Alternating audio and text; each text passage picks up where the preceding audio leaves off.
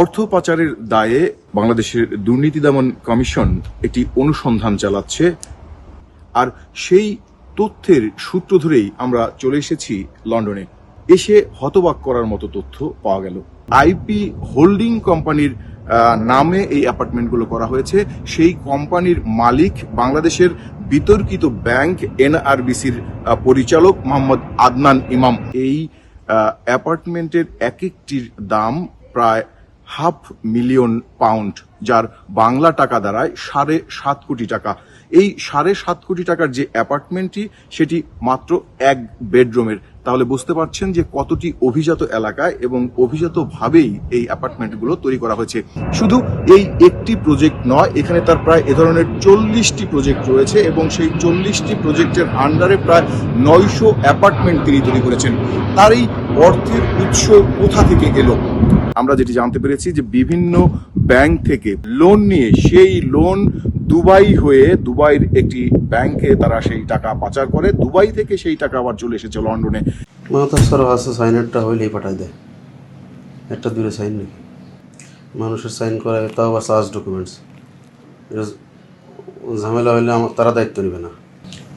বেরিয়ে আসতে পারতেছি না, তো বহু চেষ্টা করতেছি, তো রেডি না করলে তো আবার এমডি স্যারের কাছে নালিশ করবে। এমডি স্যারই তো পাঠাতেছে।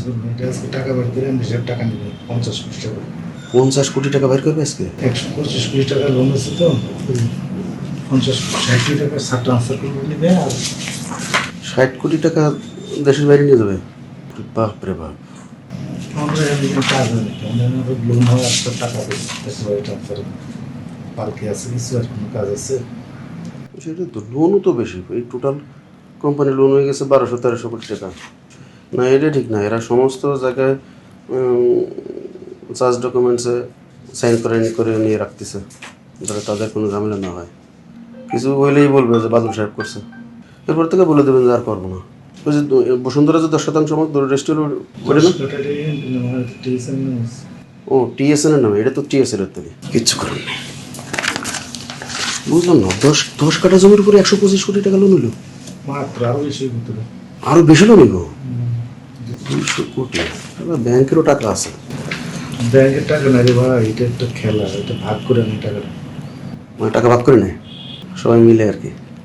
ব্যবসা কি আছে, ব্যবসা এখন কাজের কাজ নেই।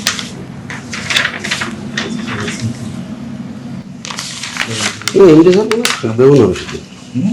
এমডি স্যার মনে থাকবেও না বেশি দিন, কিচ্ছু করার নেই। আপনি না করে দেবেন, আর করবেন না, আপনি দেখি তাহলে শুরু হয়ে যাবে। চার্জ ডকুমেন্টস আর একজনের সাইন করা রিস্ক না।